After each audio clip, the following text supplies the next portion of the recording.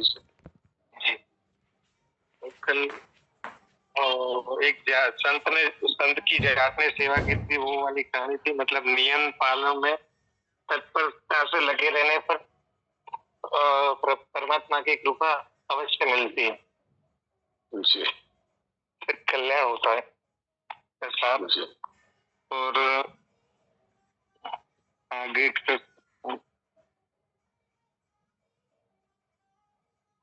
प्रेम का प्रादुर्भाव ही सर्वतोमुखी विकास है।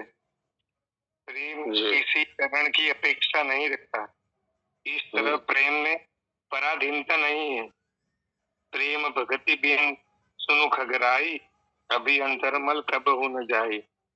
मतलब शरीर को मैं मानना, इसका नाम अहम है। यह बहुत दूर तक चलता है। शरणानंद जी महाराज कहते योग रह जाना चाहिए, योगी नहीं। बोध रह जाना चाहिए, बोधी नहीं। प्रेम रह जाना चाहिए, प्रेमी नहीं। बड़े बड़े योगी प्रेम तक नहीं पहुंच सकते। यह एक सूक्ष्म, यह अहम सूक्ष्म है। प्रेम के बिना नहीं मिटता, इसलिए प्रेम को सर्वतोमुखी विकास कहा है। बोध होने पर भी सूक्ष्म अहम रहता है। जन्म मरण छूट जाता है, पर अनंत रस नहीं मिलता। शांत रस, अनंत रस और प्रेम रस। प्रेम के भी 3 प्रकार हैं। ऐसी सूक्ष्म नजर शरणानंद जी महाराज की है। सूक्ष्म बुद्धि। प्रेम करण की अपेक्षा नहीं रखता। प्रेम स्वतंत्र है। जैसे मैं मन से चिंतन करता हूँ, इसमें मन करण है। प्रेम किसी करण की अपेक्षा नहीं करता। प्रेम आकर्षण भाव है, प्रभु की तरफ खींचा। यह करण निरपेक्ष है प्रेम। जी।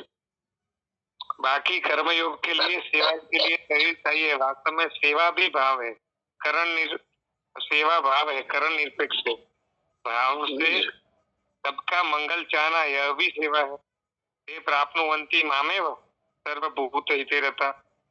सर्वभूत से करता नहीं कहा, फिर भी कह सकते हैं कर्म योग में करण की आवश्यकता है। पर ज्ञान योग और भक्ति योग में किसी करण की आवश्यकता नहीं है। यह अपने आप से ज्ञान होता है। प्रेम अपने से होता है। स्वयं ही मैं चाहता हूँ, ऐसा कहते हैं।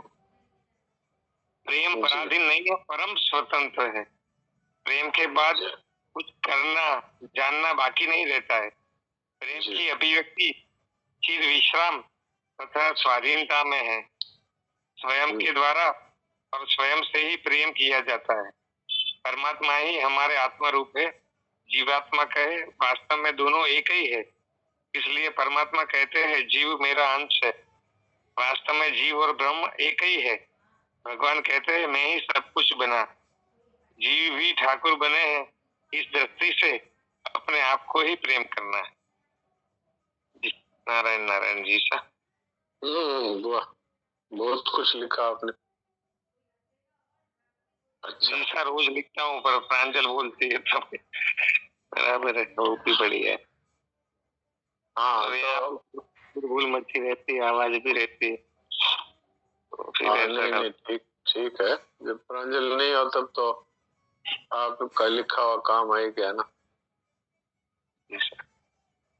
आपकी आज्ञा का पालन भी हो जाता है लिखने में। लिखने का हमारी तो आज्ञा क्या है, लेकिन लिखने से हृदय में उतरता है। ये लिखना है ना, ये एक तो सुनना, एक लिखना, ये दोनों चीज होने से ये विशेषता से अपने जीवन में आता है। ये ऐसा है जैसे किसी आदमी को 2 तरफ से पकड़ा जाए, वो हिल नहीं पाए। हाँ जी, हाँ जी, वही बात। अच्छा, डबल रिवीजन हो जाता है। डबल हो जाता है। हमारे तो जब परीक्षा की तैयारी करते थे तो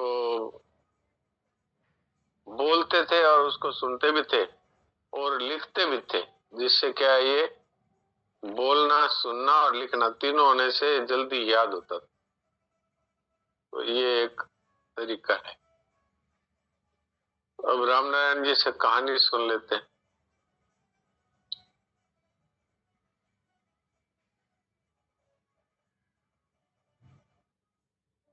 हाँ, रामनारायण जी सुनाइए।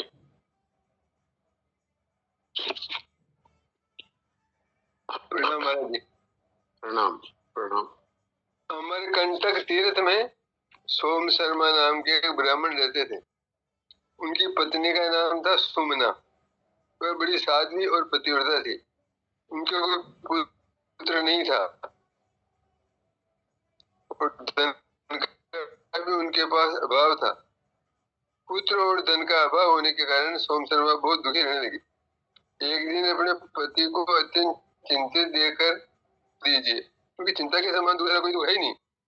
स्त्री, पुत्र और धन की चिंता तो कभी करनी ही नहीं चाहिए।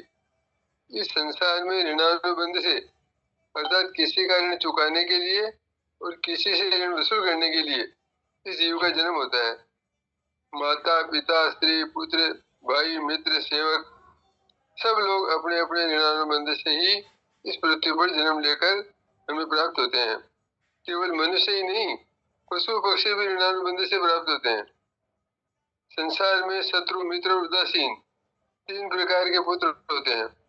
शत्रु स्वभाव वाले पुत्र के भी 2 भेद हैं।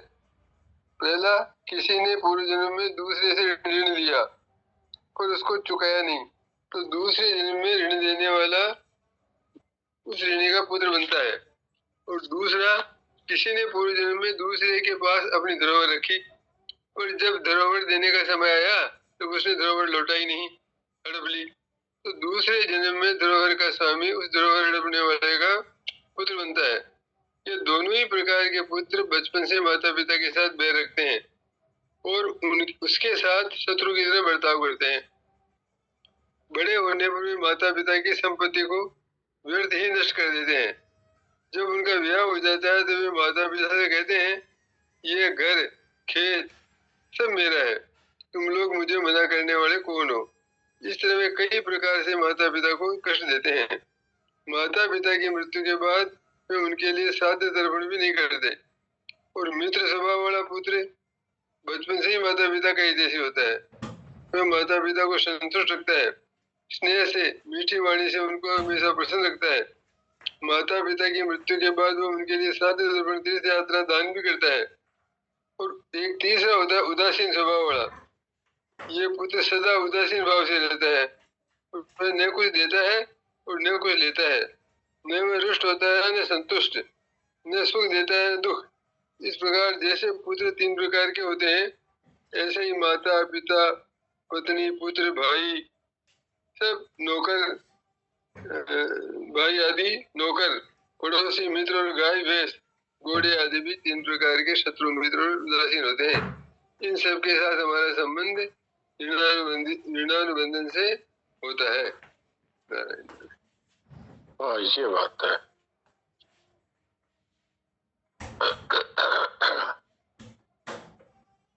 ये तो देखा ही गया है कि कुछ बच्चे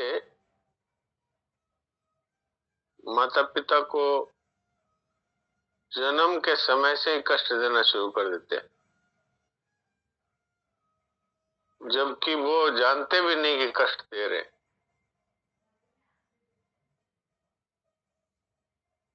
प्रसव के समय भी भयंकर कष्ट, उसके बाद जन्म के बाद भी बार बार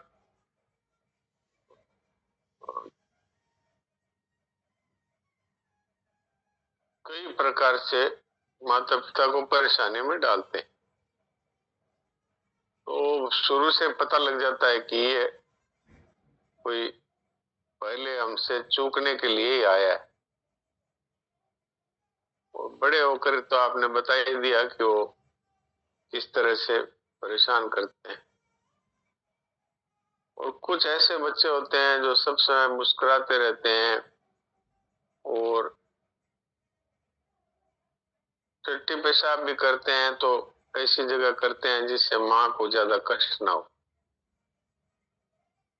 और जो चूकने के लिए आते हैं वो ऐसा करते हैं कि बार बार माता पिता को कष्ट होवे ऐसी जगह ही पेशाब करते हैं, ऐसे कपड़ों में वो लेट्रिन कर देते हैं। और कई तरह के, यद्यपि वो नहीं जानते कि वो ऐसा कर रहे हैं, लेकिन वो ऋण चूकने के लिए ये व्यवस्था होती है। तो ये कहानी से बात सिद्ध होती है कि वास्तव में तो कोई किसी का है नहीं, सब मुसाफिर हैं। कुछ अच्छे मुसाफिर होते हैं जो हमारे डिब्बे में बैठते हैं और हमें कुछ आराम देते हैं। कुछ ऐसे होते हैं जो तंग करते हैं, परेशान करते हैं। कुछ उससे भी और ऐसे होते हैं कि वो सामान उठा के चोरी करके ले जाते हैं। तो ऐसा ही है। परिवार भी एक कंपार्टमेंट है, एक डिब्बा है। इसके अंदर यात्री इकट्ठे हो जाते हैं। हमारे मामा जी थे, वो कहा करते थे, फिर के सब लोग बैठ जाते थे सर्दियों के समय में, तो कहते थे डिब्बा रिजर्व हो गया है भाई, सब लोग बैठ गए। तो ये वो तो कहते थे अनजान में ही, लेकिन बात ये सच्ची है कि हम सभी यात्री हैं। अपना अपना स्टेशन आने पे उतर जाते हैं, लेकिन हम लोग इस बात को नहीं समझते, इसलिए किसी का स्टेशन आने पे उतर जाता है तो हम रोते हैं, परेशान होते हैं, जबकि वो तो स्टेशन आने पे उतरेगा ही। तो ये संतों की जो बातें हैं, ये हमारे जीवन में जो उथल पुथल है उसमें भी हम शांत किस तरह से रहे, उस दृष्टि से संतों के उपदेश होते हैं।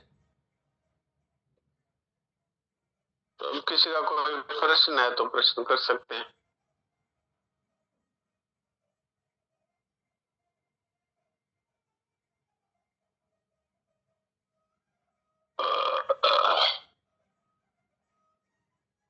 प्रश्न नहीं है तो फिर देवकी जी से बात करते। हाँ देवकी जी, अपना माइक खोल लीजिए, सुनाइए। नारायण नारायण नारायण नारायण नारायण। चल रही थी कि योग सामर्थ्य का, बोध अमरत्व का और प्रेम अनंत रस का प्रतीक है जी। इसमें जो बात चल रही थी वो ये थी, प्रेम का प्रादुर्भाव ही सर्वोन्मुखी विकास है। प्रेम किसी कर्ण की अपेक्षा नहीं रखता, इस कारण प्रेम में पराधीनता नहीं है। प्रेम का प्रादुर्भाव होने पर कुछ भी करना तथा पाना शेष नहीं रहता। यही है, ये मानव जीवन की चरम परिणति है। ये यूं कह दें कि ये फाइनल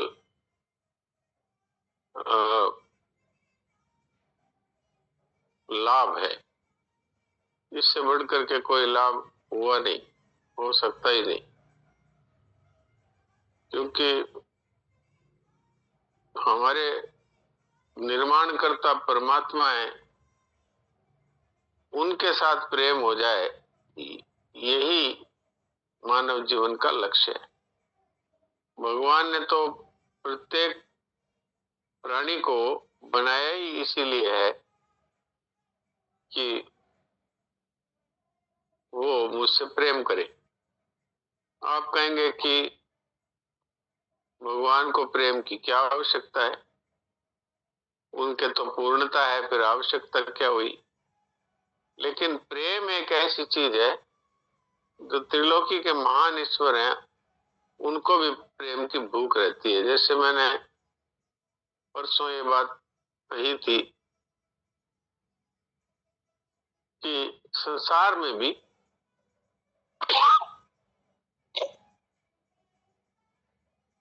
यद्यपि सब स्वार्थ से जुड़े हुए, लेकिन प्रेम की भूख तो सब में है।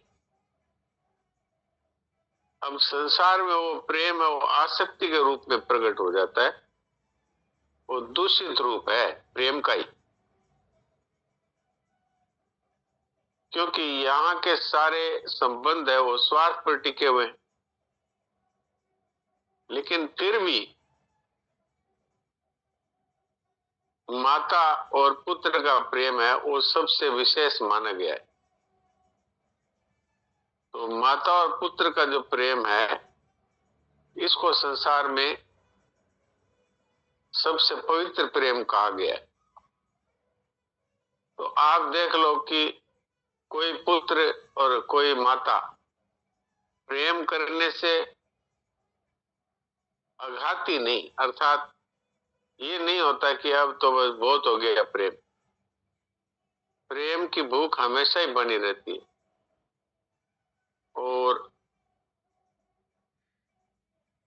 संसार में तो हो सकता है कि किसी स्वार्थ की पूर्ति नहीं हो तो प्रेम टूट भी जाए। यहाँ का तो ये तो आसक्ति वाला ही मामला है, लेकिन परमात्मा तो विशुद्ध प्रेम करते हैं और उनके प्रेमी हैं वो भी विशुद्ध प्रेम करने वाले ही होते हैं। अब जैसे राधा कृष्ण भगवान का प्रेम है तो इसमें राधा जी ये चाहती हैं कि भगवान श्री कृष्ण को सुख मिले और भगवान कृष्ण चाहते हैं कि राधा को सुख मिले। वहां पर विषय वासना का कोई स्पर्श ही नहीं है, विषय वासना की कोई गंध ही नहीं है। विषय वासना में तो मनुष्य स्वयं भोग करता है, मुझे सुख मिले। संसार के जितने भी संबंध है उनमें मुझे सुख मिले इस तरह का भाव रहता है, लेकिन परमात्मा विषयक जो प्रेम है इसमें सुख मिले हमारे प्रेमास्पद को, ये भाव रहता है। तो भक्तों का भी यही भाव रहता है कि भगवान को कैसे सुख मिले, कैसे आनंद मिले, कैसे भगवान प्रसन्न रहें। और भगवान के मन में भी ये भाव रहता है कि ये किस तरह से प्रसन्न रहे, सुखी रहे, आनंदित रहे। भक्त और भगवान का भी इसी तरह का प्रेम रहता है। और भगवान तो प्रेम में इतने डूब जाते हैं कि अपनी भगवत्ता भूल जाते हैं। जैसे ये निवेदन किया था मैंने कि भगवान है वो यशोदा मैया के प्रेम में इतने डूब गए कि अब उनसे डरते हैं, मारे मत मैया। तो ये है प्रेम की विशेषता।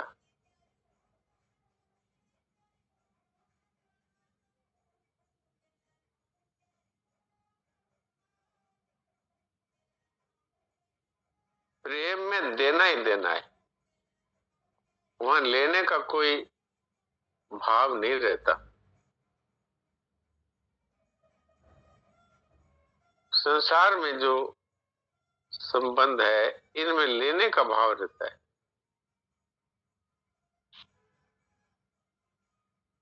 और विशेष बात तो वो प्रेमी संत भक्ति बता सकते हैं।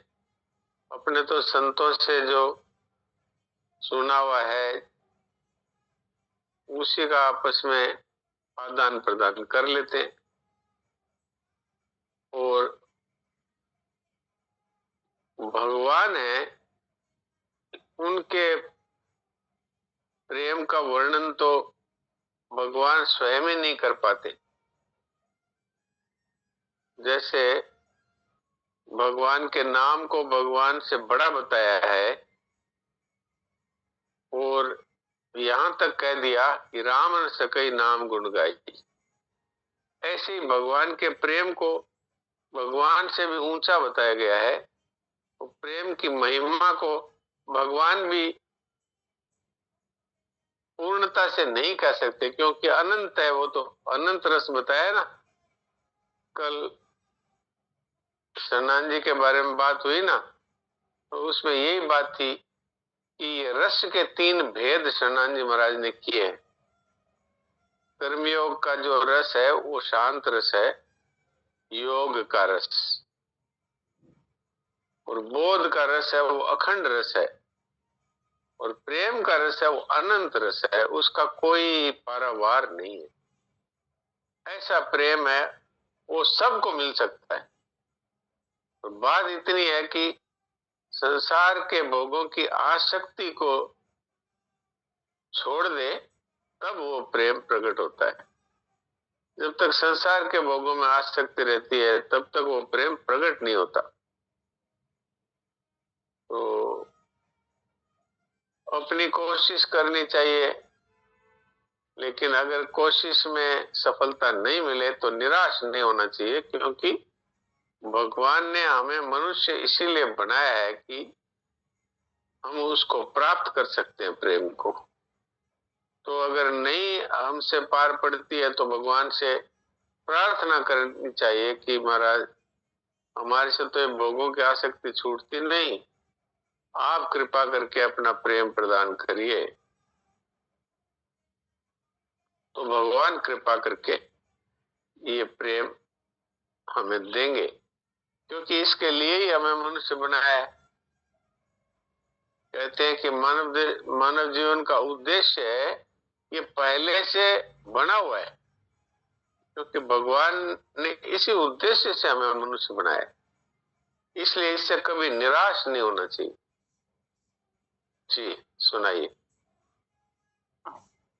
तो प्रेम का प्रादुर्भाव होने पर कुछ भी करना तथा पाना शेष नहीं रहता। इस कारण प्रेम की अभिव्यक्ति में ही फिर विश्राम तथा स्वाधीनता है। हाँ, वास्तव में तो प्रेमी भक्त है ना, उनके जीवन में तो स्वतः ही विश्राम रहता ही है और स्वाधीनता रहती ही है, क्योंकि विश्राम है, ये है सामर्थ्य का प्रतीक, और ये बोध है, ये है अमरत्व का प्रतीक, और प्रेम है, ये है अनंत रस का प्रतीक। तो ये तो भक्त के जीवन में अपने आप ही आ जाता है, योग और बोध। इसके लिए उसको अलग से कुछ करना नहीं पड़ता। अब ऐसे ऐसे भोले भक्त हुए हैं, जैसे कर्माबाई है, अब उनको कोई पता ही नहीं है कर्मयोग क्या है और ज्ञान योग क्या है, लेकिन भगवान के प्रेम में वो सब कुछ पा जाते हैं। और ये काम फिर भगवान का है कि उनको बोध कराना, उनको योग का अनुभव कराना, ये तो भगवान का काम है। फिर गोपियां हैं, वो क्या जानती थी? गोपियां हैं, वो तो गायों की सेवा करनी और बच्चों और पति की सेवा करनी और घर का काम करना, और हर समय कन्हैया को याद रखना। कन्हैया के प्रेम में डूबे रह करके ही वो दही बिलोती थी, वो कन्हैया के प्रेम में डूबे रह करके ही वो गायों की बछड़ों की सेवा करती थी। उनके पास कोई बताने के लिए थोड़ी आया कि ये तुमको मैं ब्रह्म ज्ञान देता हूं। वो एक प्रसंग आता है कि भगवान कृष्ण ने अपने प्यारे सखा उद्धव जी को कहा कि उद्धव, मुझे बहुत याद आती है ब्रज की। द्वारका में द्वारकाधीश हो गए थे, तो कहा कि बहुत याद आती है, तो महाराज आप बताओ मैं क्या करूं? तो तुम ऐसा करो, मेरा संदेश लेकर के जाओ ब्रज में और गोपियों को हिम्मत बंधाओ, तुम तो ब्रह्म ज्ञानी हो, उनको ज्ञान का उपदेश देकर आओ, ताकि वो उनकी व्याकुलता है वो कम हो जाए। तो उद्धव जी वहां गए, तो वहां जाके देखा तो गोपियां तो भगवान के प्रेम में इस तरह से डूबी हुई है कि उनको तो कन्हैया के सिवाय और कुछ सूझता ही नहीं। उनको जो कुछ दिखता है उसमें वो कन्हैया की याद आती है। वो गाय दूती है तो कन्हैया की याद आती है, दही जमाती है तो कन्हैया की याद आती है, दही बिलोती है तो कन्हैया की याद आती है, वो घर में बच्चों का लालन पालन करती है तो कन्हैया की याद आती है। उनके प्रेम को देख करके, और उद्धव जी है जो अपने ज्ञान को भूल गए, तो फिर ये कहा है कि कूदो सूदो हो गयो, अर्थात उल्टा था वो सीधा हो गया। फिर आ करके और भगवान को संदेश सुनाया कि महाराज आप जल्दी जाइए, वरना तो वो सब पागल हो जाएंगी। तो भगवान ने कहा भाई तुमने वहां ब्रह्म ज्ञान का उपदेश नहीं दिया। बोले कि मेरा ब्रह्म ज्ञान का उपदेश है ना, वो तो पीछे ही रह गया, वो तो उससे बहुत आगे बढ़ी हुई है सब। अब बताइए, उनके पास में कोई संस्कृत विद्या नहीं थी, कोई पढ़ाई नहीं थी, बस केवल भगवान का प्रेम। तो जिनको प्रेम प्राप्त हो गया उनको योग और बोध तो स्वतः ही प्राप्त हो जाता है भगवान की कृपा से। ये बात। विक्रेत कामाखिल गोप कन्या मुरारी पादार्पित चित्त वृत्ति जी।